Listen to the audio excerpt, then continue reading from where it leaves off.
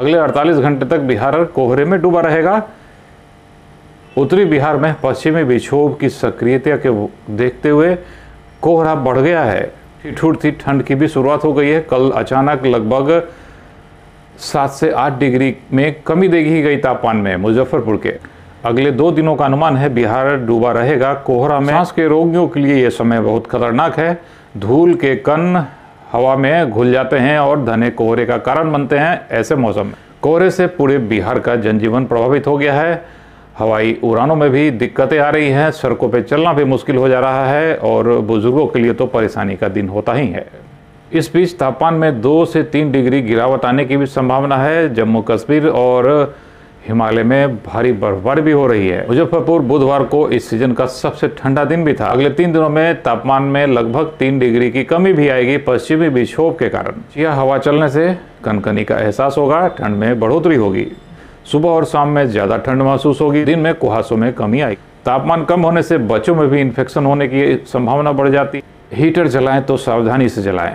Heater तत्काल तो आपको आराम देता है पर वो सांस के लिए बहुत परेशानी का कारण भी बनता है। सांस लेने में तकलीफें हो सकती है। बंद कमरे में अलाव नहीं जलाएं, हीटर नहीं जलाएं। लगातार चौथे दिन दरभंगा से कोई उड़ानें नहीं हो सकी क्योंकि वहाँ DVR और ग्राउंड लाइटिंग की व्यवस्था नहीं है, तो कुहासे में लैंडिंग नहीं हो पाती है विमानों। दरभंगा के लोगों को काफ़ी परेशानी हो रही है जिन्होंने वहाँ से टिकट बुकिंग की थी। मुंबई, दिल्ली और बेंगलुरु से दरभंगा की फ़्लाइट कैंसिल है। लगातार चौथे दिन कोई फ़्लाइट नहीं आ सकी है। हैदराबाद से तो पटना की फ़्लाइट भी कैंसिल थी। पटना में भी पहली लैंडिंग कल 12 बजे के बाद हुई जो गुवाहाटी से आने वाली फ़्लाइट थी। 4 फ्लाइटें डाइवर्ट हुई, बनारस गई, कलकत्ता गई। इस तरह की परेशानी इस समय में उठानी ही पड़ती है दिसंबर के महीने में शुरुआती कुहासों के समय में। हालांकि पटना में तो लाइटिंग की व्यवस्था है, फिर भी दिक्कतें आती है। सवेरे पहर चूँकि दिखता ही नहीं है, दृश्यता बिल्कुल कम होती है, 500 मीटर से भी कम होती है, कभी कभी 200 मीटर भी नहीं दिखता है सवेरे पहर पटना में एयरपोर्ट के आसपास। तो लैंडिंग बहुत मुश्किल होता है और किसी की जान मुश्किल में नहीं डाली जा सकती है।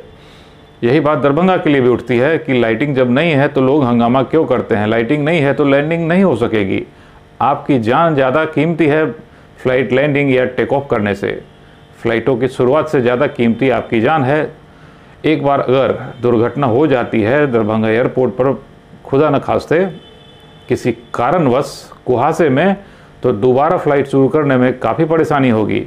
एक खुशखबरी तो ये भी है कि एयर इंडिया ने भी अपनी इच्छा जाहिर की है दरभंगा से फ़्लाइट शुरू करने की। तो आने वाले दिनों में खुशखबरी मिलेगी दरभंगा की फ़्लाइटों को और मिथिला वासियों को। अभी कृपया गुस्सा नहीं दिखाएं। दरभंगा में सीमित सुविधाओं के साथ उड़ानें शुरू हुई थी, आगे धीरे धीरे सुविधाएं भी शुरू होगी। जैसा कि केंद्रीय उड्डयन मंत्री हरदीप सिंह पुरी ने भी कहा है, उनसे मिलने वाले वहाँ के सांसद ने भी ये आशा दिखाई है, बताया है कि एयर इंडिया की भी शुरुआत होगी और लाइट की व्यवस्था भी होगी। डेडलाइन पूरी होनी थी तो 8 नवंबर को फ़्लाइट की शुरुआत हो गई। लाइट की बिना व्यवस्था के वहाँ और भी ढेर सारी व्यवस्था नहीं है, असुविधा है। तो इसमें आपको ही सहयोग करना होगा, यात्रियों को सहयोग करना होगा, न कि गुस्सा दिखाना होगा।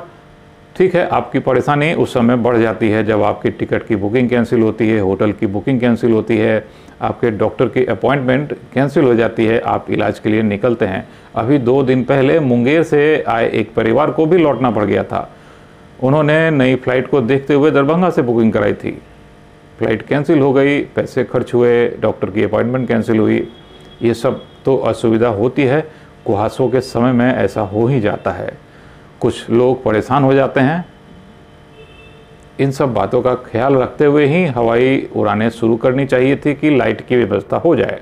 पटना से तो अभी भी सीमित संख्या में फ़्लाइटें आ रही हैं और जा रही हैं, पर 12 बजे दिन के पहले कुछ नहीं हो पा रहा है। 2-3 दिनों तक अगले यही रहेगा।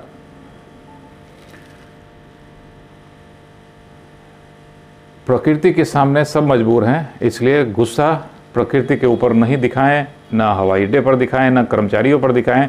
सब प्रकृति के सामने विवश हैं। सबको परेशानी झेलनी पड़ती है, सबका घाटा होता है।